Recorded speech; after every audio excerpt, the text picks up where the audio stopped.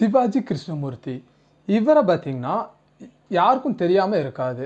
இவர் பார்த்தீங்கன்னா பிரபலமான ஒரு பேச்சாளர்னே சொல்லலாம். இப்போ ரீசெண்டாக பார்த்தீங்கன்னா நம்ம நிறைய சோஷியல் மீடியாவில் இருக்கட்டும், இல்லை நம்ம மேக்ஸிமம் யூடியூப்லேயே இருக்கட்டும், இவரை பற்றி தான் பார்த்தீங்கன்னா நிறைய பேச்சுக்கள்லாம் இருந்துச்சு. இப்போ தான் பார்த்தீங்கன்னா இவரை பற்றின பேச்சுகள் அப்படியே கம்மியாயிட்டு இருக்கு. இப்போ ரீசெண்டாக இப்போ அவர் ஃபஸ்ட்டு ஒரு பேச்சு பார்த்தீங்கன்னா ஒருத்தங்களை தப்பாக பேசியிருக்காரு. இவர் மேக்ஸிமம் மேடை ஏறினாலே இவர் எல்லா கட்சியை பற்றியும் இப்போ இவங்க கட்சி பார்த்திங்கன்னா திமுகவில் இருக்கார் இவர். இவங்க கட்சியை பற்றி எந்த கட்சிக்காரங்க பேசினாலும் அவங்கள பற்றி தப்பாக இவர் பேசிகிட்டு இருப்பார். அதனால ஃபஸ்ட்டு ஒரு வழக்கு இவங்க மேலே போட்டிருந்தாங்க. அது என்ன வழக்கு? அதனால் பார்த்திங்கன்னா இவர் இப்போது சிறை தண்டனைக்கு போகிறது உறுதியாக இருக்குன்னே சொல்லலாம். 100ல் ஒரு 70% சிறை தண்டனை இவருக்கு உறுதியாக இருக்குது. அது எதனால், யாரை பற்றி தப்பாக பேசினார் அப்படியெல்லாம் தான் நம்ம இந்த வீடியோவில் பார்த்திங்கன்னா முழுசாக பார்க்க போகிறோம். இவர் சிறைக்கு போவாரா, இல்லை இவர் சிறைக்கு போக வாய்ப்பு இல்லையா, அப்படியெல்லாம் நம்மளோட பாயிண்ட் என்ன அப்படிங்கிறத நான் உங்கள்கிட்ட ஃபுல்லாக சொல்கிறேன்.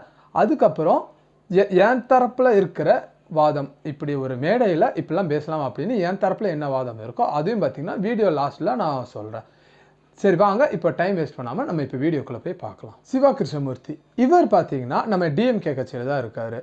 இப்போது இந்த டிஎம்கே கட்சியை பற்றி யாராச்சும் அவதூறாக பேசுகிற மாதிரி இருந்துச்சுன்னா, ஃபஸ்ட்டாக அந்த டிஎம்கே தலைவர் யாராக இருக்காங்களோ, இப்போ பார்த்தீங்கன்னா முக ஸ்டாலின் இருக்கார், அவங்க வாய் திறக்கிறாங்களோ இல்லையோ, இவர் பார்த்தீங்கன்னா ஏதாச்சும் ஒரு மேடை கிடச்சிட்டா அவருக்கு வாய்க்கு வந்தபடி பார்த்தீங்கன்னா இவர் பேசிகிட்டு இருப்பார். கொஞ்சம் மேடையெல்லாம் பார்த்தீங்கன்னா ஓப்பனாக பச்சையாகவே பேசுவார்.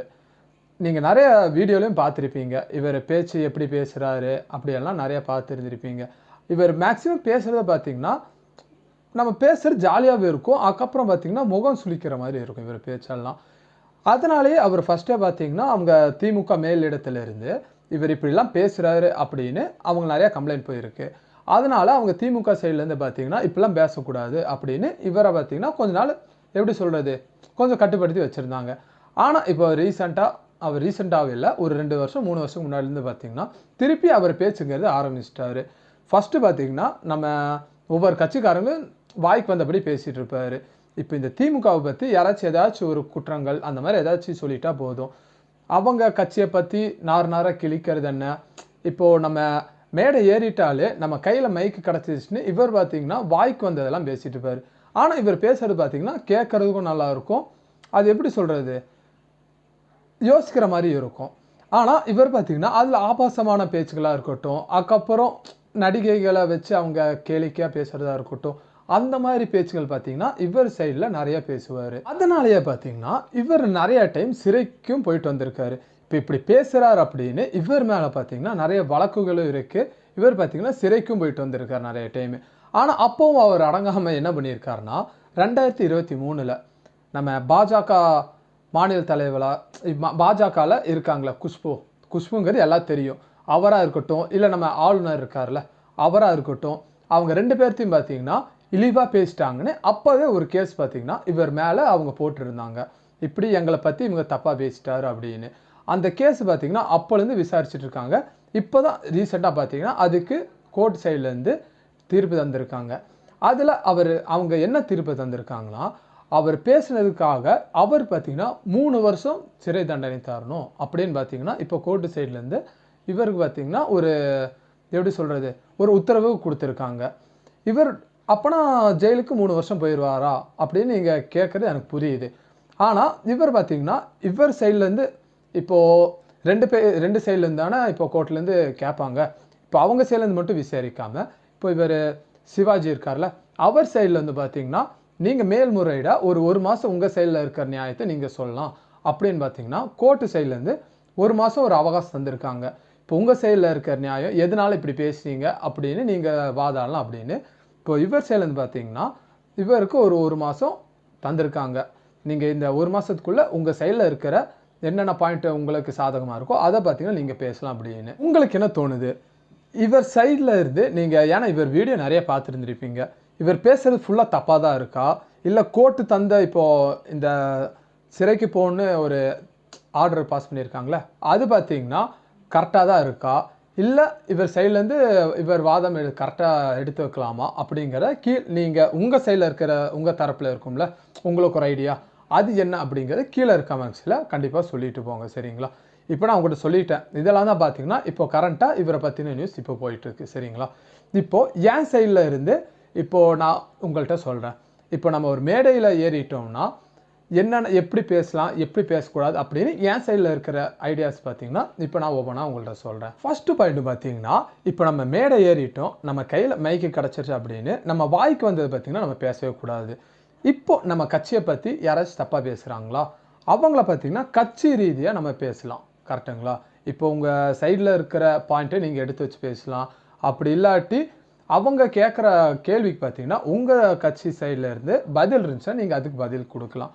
அதை விட்டுட்டு இப்போ அவங்க கட்சியில் இருக்கிற பெண்களை நீங்கள் தாக்கி பேசுகிறதா இருக்கட்டும், இல்லை இப்போ அவங்க கேள்வி கேட்டாங்களே அப்படின்னு அவரை பார்த்தீங்கன்னா நம்ம கெட்ட வார்த்தையில் பேசுகிறதா இருக்கட்டும், அதெல்லாம் பார்த்தீங்கன்னா ரொம்ப தப்புன்னு நான் சொல்லுவேன். ஏன்னா இப்படிலாம் பேசும்போது இப்போ இவருக்கு மட்டும்தான் அது கெட்ட பேரான்னு கேட்டிங்கன்னா அப்படின்னு இல்லை. இப்போது அந்த கட்சிக்கே பார்த்தீங்கன்னா ஒரு பெரிய கெட்ட பேர் தான். ஏன்னா இப்போ இவர் இப்படி பேசிகிட்டு இருக்கும்போது இப்போ நம்ம பார்க்குற நம்மளுக்கே பார்த்தீங்கன்னா இது முகம் சொல்லிக்க வைக்குது. கரெக்டுங்களா? இவர் பேசுகிற விதம். ஆனால் கொஞ்சம் பேர்த்துக்கு பார்த்தீங்கன்னா இது ரசிக்கும்படியும் இருக்குது. ஏன்னா அவர் பார்த்தீங்கன்னா கொஞ்சம் ஜாலியாகவும் பேசுகிறார் நல்லா. அதுக்கப்புறம் கொஞ்சம் வார்த்தைகள் நிறையா அவருக்கே தெரியாமல் யூஸ் பண்ணுறாரா இல்லை தெரிஞ்சே யூஸ் பண்ணுறாரா எனக்கு தெரியல. ஆனால் அதுலேயும் பார்த்தீங்கன்னா அவர் நிறையா வார்த்தைகளும் அவர் யூஸ் பண்ணிடுறாரு. உங்கள் கருத்து என்ன அப்படிங்கிற கீழே இருக்க கமெண்ட்ஸில் கண்டிப்பாக சொல்லிட்டு போங்க. அவர் மேடையில் பேசுகிறது அவருக்கே அறியாமல் பேசிடுறாரா இல்லை அவர் தெரிஞ்சால் இதெல்லாம் பேசிகிட்டு இருக்காரா அப்படிங்கிறத உங்கள் கருத்து ஏதாச்சும் இருக்கும்ல, அதை கீழே இருக்க கமெண்ட்ஸில் கண்டிப்பாக சொல்லிட்டு போங்க. அது மட்டும் இல்லாமல் நான் இன்றைக்கி கூட பார்த்தீங்கன்னா ஒரு நியூஸில் பார்த்துருந்தேன். நம்ம டிவிகே தலைவர் இருக்கார்ல விஜய், அவரை பற்றி இப்போ பாஜக தலைவர் பார்த்தீங்கன்னா தமிழக தலைவர் இருக்கார்ல, தமிழ்நாட்டுக்கு பாஜகன்னு ஒரு தலைவர் இருப்பாங்களே, அவர் பார்த்தீங்கன்னா தப்பாக பேசியிருக்காரு. அவர் என்ன பேசியிருக்காருன்னா, விஜயும் இன்னொரு நடிகையை வச்சு பார்த்தீங்கன்னா 2 பேர்த்தையும் வச்சு அவங்க பேசியிருக்காரு. அந்த நடிகை பேரை நான் சொல்ல விரும்பலை இப்போதைக்கு. அந்த விஜயும் அந்த நடிகையும் பற்றி தப்பாக பேசியிருக்காரு. ஆனால் அதுக்கு பார்த்தீங்கன்னா நிறையா சைட்லேருந்து கண்டனங்கள்லாம் நிறைய வந்துட்டு தான் இருக்குது. இவர் மட்டும் தான் அப்படி பேசுகிறாரான்னு கேட்டிங்கன்னா அப்படி இல்லை. நிறைய பேர் இப்போது இவராக இருக்கட்டும், நான் சொல்கிறது பார்த்தீங்கன்னா இவர் சிவாஜி பார்த்தீங்கன்னா நம்ம மேடையில் பேசுகிறார், அதனால அவர் இப்படி பேசுன்னு நம்மளுக்கு தெரியுது. இன்னும் கொஞ்சம் பேர் பார்த்தீங்கன்னா ப்ரெஸ்ஸை சந்திக்க போகிறாங்களே அப்போவா இருக்கட்டும், அப்படி இல்லாட்டி யூடியூப்லேயே இருக்கட்டும், இந்த சோசியல் மீடியாலேயே இருக்கட்டும், அவங்க பார்த்தீங்கன்னா அவங்க வாய்க்கு வந்த மாதிரி இப்போ இவங்க கூட இருக்காங்க, அவங்க கூட இருக்காங்க அப்படின்னு அவங்க வாய்க்கு வந்த மாதிரி பார்த்தீங்கன்னா ஃபுல்லாக பேசிட்டு தான் இருக்காங்க. அது உண்மையா இல்லை பொய்யா என்னன்னே தெரியாது. ஆனால் அவங்க வாய்க்கு வந்தபடி பார்த்தீங்கன்னா பேசிட்டு தான் இருக்காங்க. எனக்கு தெரிஞ்சு இதெல்லாம் அவர் கேட்டுட்டு தான் பாஜக தலைவர் நயினார் இருக்கார்ல, அவர் இதெல்லாம் கேட்டுட்டு தான் இப்படி பேசியிருப்பாரோ அப்படின்னு எனக்கு என்னமோ ஒன்று தோணுது. ஏன்னா நான் நிறைய வீடியோ பார்த்துருக்கேன். விஜய்க்கும் இன்னொரு நடிகைக்கும், அது என்ன நடிகை யார் அப்படிங்கிறது உங்களுக்கு தெரியும். நான் யாரை குறிப்பிடுறேன் அப்படின்னு உங்களுக்கு தெரியும். இவரும் பார்த்தீங்கன்னா அதை கேட்டுட்டு தான் இப்படி பேசுகிறாரோ அப்படின்னு எனக்கு தோணுது. இவராக இருக்கட்டும், இல்லை சிவாஜியாக இருக்கட்டும், இல்லை வேறு யாராக வேணா இருக்கட்டும், நம்மளுக்கு ஒரு பேசுறதுக்கு ஒரு தளம் கிடச்சிருக்குன்னா நம்ம அதை பார்த்தீங்கன்னா நம்மளுக்கு எப்படி சொல்கிறது, நமக்கு சாதகமாக நம்ம அதை யூஸ் பண்ணக்கூடாது. அங்கே என்ன நியூஸ் இருக்கோ அதை பார்த்தீங்கன்னா நம்ம மக்களிடம் சேர்க்கணும். இப்போ அவங்க எப்படி சொல்கிறது, ஒரு தலைவர் இந்த பெண்ணோட இருக்கார், அந்த பெண்ணோட இருக்கார் அப்படின்னு இருக்கிறது, அது பார்த்தீங்கன்னா அவங்களோட ஒரு ப்ரைவேட்டான இதுன்னு சொல்லலாம். அதை நம்ம நோண்டி இதெல்லாம் நம்ம பண்ணுறது அது பார்த்திங்கன்னா சத்தியமாக சரியில்லை. இப்போது நீங்கள் அவங்கள கட்சி வகையில் நீங்கள் பேசணுமா, கட்சி இதாகவே நீங்கள் அவங்கள சந்திக்கலாம். அவர் பண்ணுற தப்பு, இப்போ கட்சியில் வந்துட்டு இவர் இப்படி பண்ணுவார் அப்படி பண்ணுவார் நிறையா இப்போ திட்டங்கள் நிறைய பேர் அறிவிச்சிட்டு இருக்காங்க. ஆனால் ஆட்சிக்கு வந்து அவங்க பண்ணிட்டா இருக்காங்க, பண்ணுறதில்ல. ஆனால் நம்ம அவங்கள பற்றி மட்டும் நம்ம எப்படி சொல்லலாம், விவாதங்களாக நம்ம பேசலாம். அதை விட்டுட்டு அவங்க குடும்பங்களை பற்றி பேசுகிறதா இருக்கட்டும், இல்லை அவங்க ப்ரைவேட்டான விஷயங்கள் அதை பற்றி பேசுகிறதா இருக்கட்டும், அதெல்லாம் பார்த்திங்கன்னா ஒரு நாகரிகமற்ற செயல்னு நான் நினைக்கிறேன்.